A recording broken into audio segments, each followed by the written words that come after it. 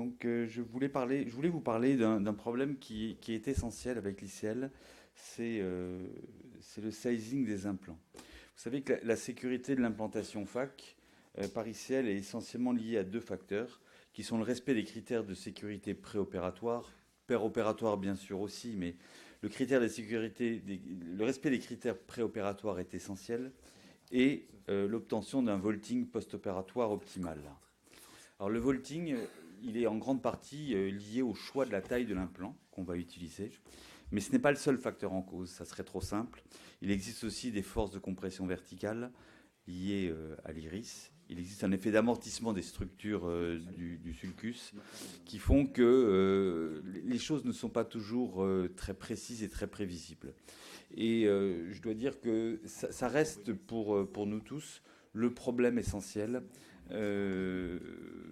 père et post-opératoire, avoir l'implant avec une taille adéquate. Alors les critères de sécurité préopératoire, vous les connaissez bien sûr, c'est la densité cellulaire endothéliale bien évidemment, et il y a trois choses qui sont extrêmement importantes à mesurer, et l'OCT nous aide pour ça. C'est la profondeur de chambre antérieure qui doit être supérieure ou égale à 2,80 voire 3 mm pour certains. La flèche cristallinienne qui doit être inférieure à 600 microns. Le rôle de la flèche cristallinienne est très important puisqu'il va en partie déterminer le vaulting post-opératoire et l'angle iridocornéen. Et trop peu de gens font encore cas de l'angle iridocornéen. C'est une chose importante que de mesurer un angle iridocornéen préopératoire. Il faut savoir que avec un ICL qui est de bonne taille, vous allez à peu près diminuer votre angle d'environ 10 degrés. Donc il faut partir avec des angles qui sont relativement ouverts. Alors le vaulting post-opératoire, on vous l'a dit tout à l'heure, c'est la distance entre la face postérieure de l'implant et la face antérieure du cristallin. Et c'est donc le sizing qui est donc le choix de la taille de l'implant qui va être le facteur principal qui va déterminer le vaulting, mais ça n'est pas le facteur unique. Alors les imprécisions du vaulting, pourquoi est-ce qu'elles sont si importantes? D'abord parce qu'elles sont responsables des imprécisions réfractives. Quand vous avez un vaulting très important chez un patient qui a une myopie très forte et un implant de moins 15, moins 16 dioptries, le déplacement antérieur de l'implant va créer une hypermétropie et va donc entraîner une imprécision réfractive. Donc le nomogramme, comme on vous l'a dit tout à l'heure, est d'une précision incroyable, mais il peut être mis à mal par un vaulting exagéré. Et juste entre parenthèses, il y a une chose qui est extrêmement importante dans le bilan préopératoire, et ça rejoint un peu ce que je vous dis sur le vaulting, c'est quand vous mesurez la réfraction de patients qui sont extrêmement myopes, la distance vers œil dans l'appréciation de la myopie préopératoire est essentielle. Et je vous encourage à faire extrêmement attention à ça. Donc les impressions de vaulting sont responsables des impressions réfractives, des interventions secondaires aussi, puisque un vaulting trop petit, beaucoup trop petit ou beaucoup trop grand va nécessiter une explantation, et de la plupart des complications, qui sont, on va le voir, les cataractes, la dispersion pigmentaire, fermeture de l'angle, hypertonie et les pertes cellulaires endothéliales. Ce sont les complications que l'on craint le plus avec l'infection, mais qui, elle, n'est pas responsable, qui n'est pas en rapport avec un vaulting, ou un décommande rétine qui, à part quelques cas exceptionnels, n'a jamais pu être mis en relation directe avec la chirurgie. Alors la cataracte, je voudrais quand même vous rassurer sur ce sujet, parce que on est nombreux à être restés sur des notions qui sont des notions anciennes.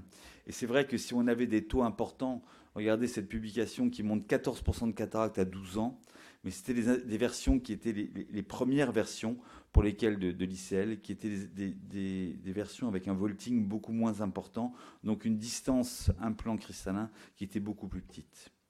Aujourd'hui, si on regarde des articles, il y a une méta-analyse très intéressante qui est sortie récemment en 2016.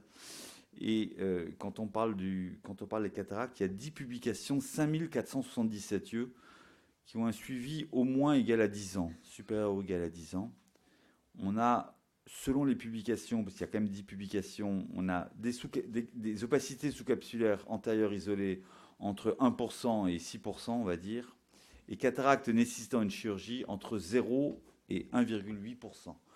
Donc, c'est quand même des chiffres qui sont très différents de ce qu'on avait dans les premières versions. Et même si on accepte le chiffre maximal d'environ 2%, on n'est pas quand même dans l'épidémie de cataracte et les choses gravissimes. 3 facteurs sont mis en cause dans cette cataracte. Le vaulting, le degré de la métropie. Plus vous avez une myopie forte et plus vous avez de chances d'avoir une cataracte précoce. Et l'âge du patient, puisque plus on intervient tard, plus on a de chance. Une étude très intéressante d'Alfonso qui a montré que sur 3420 yeux, avec des versions sans trou et quelques versions avec trou aussi, un recul moyen de 6 ans, plus ou moins 2 ans, ça va jusqu'à 12 ans de recul. Le délai moyen d'explantation pour une cataracte est environ de 4,2 ans, plus ou moins 1,8.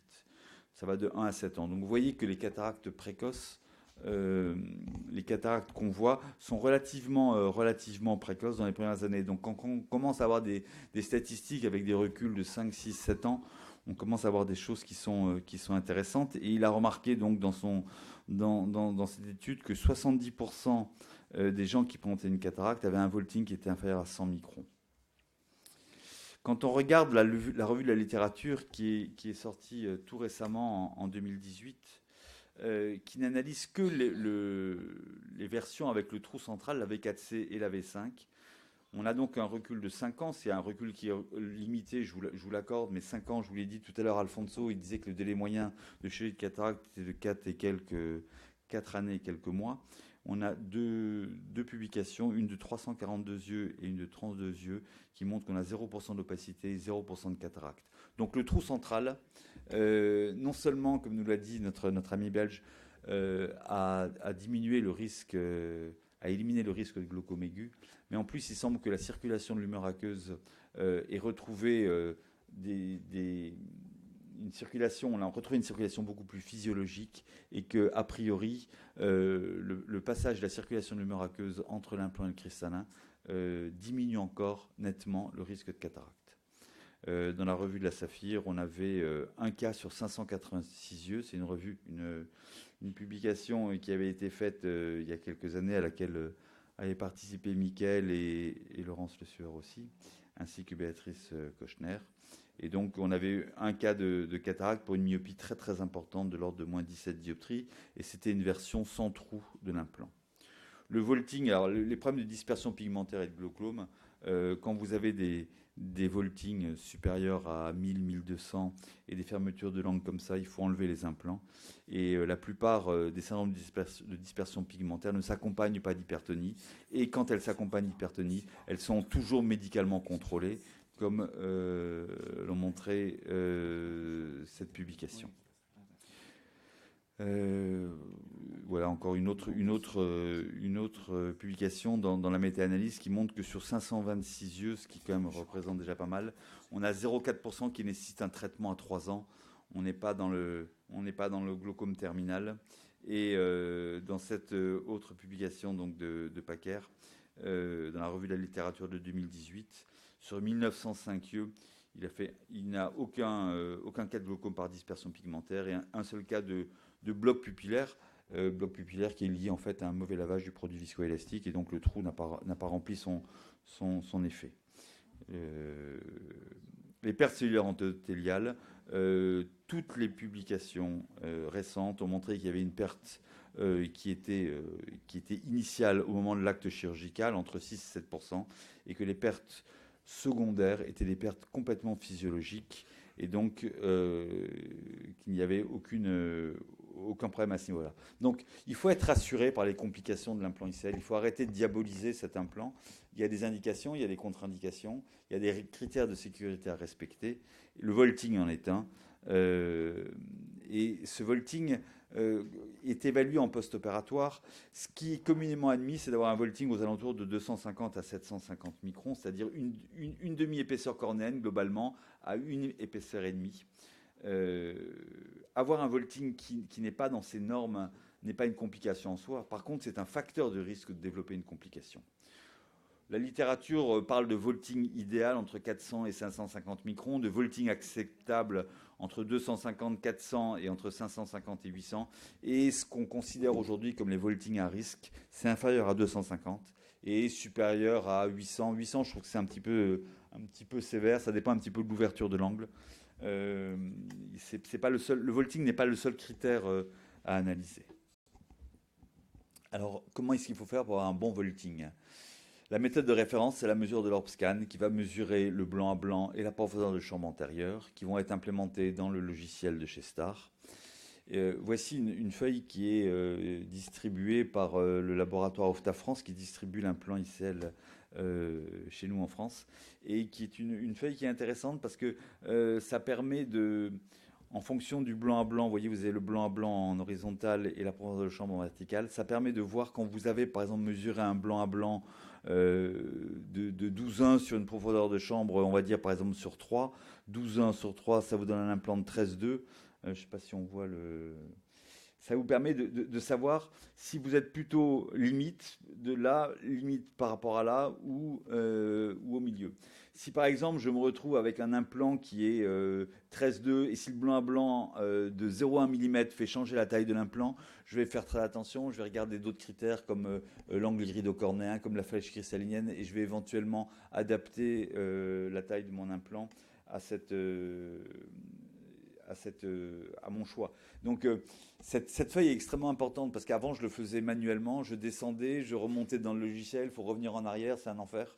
Là avec cette feuille, on regarde tout de suite et on voit à peu près où on se positionne. Quand on est positionné au milieu, ça va à peu près. Et quand on est positionné sur les extrémités, il faut faire attention. Alors,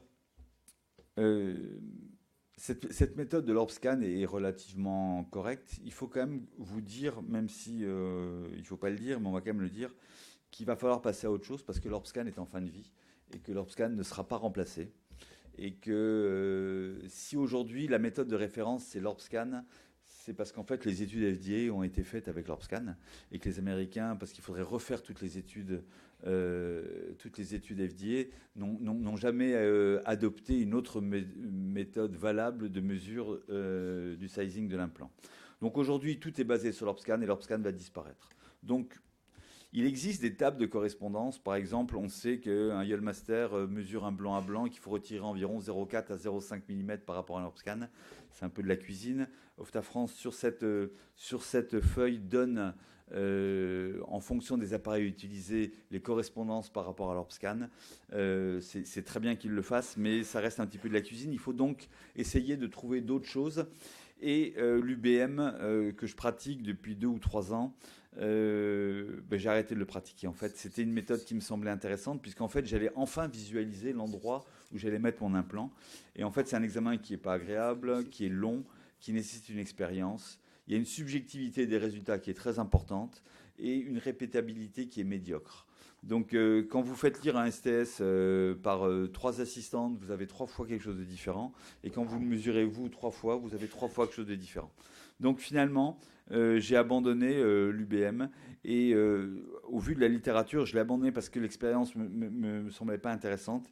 Et en fait, quand on a regardé la méta-analyse avec les 22 articles et 2496 yeux, on s'est aperçu qu'il n'y avait pas de différence significative entre les deux méthodes concernant le vaulting post-opératoire et que quelle que soit la méthode, on avait environ 20% des yeux qui sont en dehors des critères de vaulting acceptés. 20%, c'est quand même relativement important. Ça ne veut pas dire que vous avez 20% des gens qui ont une complication, mais 20% des gens ont potentiellement les conditions qui ne sont pas optimales. Alors, il y a l'OCT qui est arrivé et qui commence un petit peu à poindre son nez. On a Shimizu qui a sorti une formule qui est la mesure de l'angle de l'ATA, donc de la distance d'un angle à un angle, à laquelle il faut ajouter 0,5. Personnellement, j'ai tendance à plutôt rajouter 0,3 parce que les études qu'on a faites montrent que le 0,3 est plus proche que le 0,5, mais bon, peu importe. Et une nouvelle formule qui est la NK Formula, qui a été publiée par Nakamura et qui est sortie dans l'American Journal of Ophthalmology en 2018, donc relativement récente, qui est une formule de régression linéaire qui analyse la relation de la taille de l'icelle et des paramètres oculaires qui sont mesurés par l'OCT de segment antérieur. donc la NK Formula, que on a voulu évaluer. Pardon. Cette formule, elle prédit le vaulting post-opératoire et elle nous donne la taille de l'implant idéal. Il suffit d'implémenter deux valeurs qui sont l'ACW, c'est l'anterior chamber width, donc la largeur de la chambre antérieure, qui est la distance d'un éperon scléral à l'autre éperon scléral, et de rentrer le crystalline length rise, qui est la distance qui va de la face antérieure du cristallin à la ligne reliant les deux angles. Vous avez une machine qui le fait automatiquement. Je n'en avais pas l'expérience. On me l'a prêté il y a 15 jours, 3 semaines. Donc l'étude que j'ai faite n'est pas faite à partir de cette machine. Mais vous avez le Casia 2, qui est un OCT de segment antérieur qui ne fait pas que de l'OCT. Enfin, il fait une topographie, il fait de l'OCT, il fait plein de choses. Une machine extrêmement complète qui permet, vous voyez sur ce tableau, vous voyez que donc il y a une mesure de la distance de l'éperon scléral à l'éperon scléral, il y a une mesure du crystalline length rise, et il vous donne la taille de l'implant idéal en fonction du vaulting que vous avez sélectionné. Donc c'est quelque chose qui est important, et on a voulu l'évaluer à partir d'une autre machine qui est le MS39 de CSO, qui est aussi un OCT de segment antérieur. Nous avons fait une étude rétrospective sur 84 yeux de 42 patients que j'ai opéré entre janvier 2018 et mars 2019, 23 à 35 ans, une myopie de -6 à -16, cylindre de 0 à -4, et donc des gens qui étaient candidats à l'ICL ou à l'ICL torique. On a deux groupes de patients, un groupe de 42 patients dont la taille de l'implant a été choisie en fonction de la méthode conventionnelle du blanc à blanc et la profondeur de chambre antérieure telle qu'elle est définie par STAR, et un groupe qui a été donc de 42 patients sur lesquels on a choisi la NK Formula à partir de données récupérées à partir de l'OCT MS39. Les deux groupes étaient comparables sans différence significative. Le vaulting a été mesuré à 1 mois post-opératoire. Donc on a parlé de ça tout à l'heure. On voit que dans le groupe de la méthode conventionnelle, on a un vaulting moyen de 423 microns, plus ou moins 243. Et dans l'autre, dans la NK Formula, on a un vaulting qui est un petit peu plus important, moyen qui est un peu plus important, de 467 microns, avec des résultats qui sont beaucoup plus resserrés, puisque sur le groupe 1, ça va de 165 à 1105 microns, alors qu'on est entre 180 et 980 avec la NK Formula. En blanc, sur cet histogramme, la mesure avec le blanc à blanc, j'ai essayé de faire quelque chose de logique, et en jaune, la formule de Nakamura. Et vous voyez que dans le vaulting idéal que je vous ai donné tout à l'heure, qui est marqué en haut, on a 22 patients contre 14 qui sont dans la catégorie du vaulting idéal avec la NK Formula. Que sur le vaulting acceptable, les chiffres sont à peu près équivalents, et que dans les deux extrémités, inférieures à 250 et supérieures à 800, c'est-à-dire susceptibles d'avoir des complications, vous avez plus de patients avec la méthode classique du blanc à blanc. Si on regarde les gens qui ont un vaulting idéal ou acceptable, on a 76% avec le blanc à blanc, 93% avec la NK Formula, contre 24 et 7% de gens qui sont à risque d'avoir éventuellement une complication. Si on les compare aux résultats de la littérature, on s'aperçoit qu'on a des résultats qui sont relativement similaires, mais quand même beaucoup plus rapprochés, avec des extrémités qui sont beaucoup plus... On est beaucoup plus proche du centre que de ces valeurs. Alors en conclusion, je dirais que le sizing de l'implant est quelque chose qui est essentiel. C'est pratiquement c'est ce sur quoi je passe le plus de temps quand je fais un dossier préopératoire. Ça a des conséquences qui sont importantes, qu'il soit insuffisant ou suffisant. Donc je pense que c'est quelque chose qui est essentiel. Les mesures de l'ORBSCAN seront bientôt obsolètes puisqu'on n'en aura plus d'ORBSCAN. Les mesures de l'UBM me semblent intéressantes en complément, mais ne me semblent pas suffisantes. Les mesures de l'OCT nécessitent d'avoir plus de séries, mais me semblent, au niveau de la formule de Shimizu ou de la formule de Nakamura, intéressantes et assez prédictibles. Aucune méthode, en tout cas, ne donne des résultats parfaits, et c'est normal puisque le choix, le vaulting post-opératoire n'est pas que lié au sizing de l'implant. Mais le choix du sizing reste un point sensible. même si ce n'est donc pas le seul point qui détermine le vaulting. Aujourd'hui, j'ai privilégié les résultats qui sont obtenus avec les acquisitions en OCT, tout en continuant à les comparer aux autres méthodes et en modulant éventuellement dans les cas litigieux, dans les cas frontières, quand je suis à charnière entre deux tailles d'implants, avec les valeurs de l'angle irido-cornéen et de la profondeur de chambre antérieure. Voilà, je vous remercie.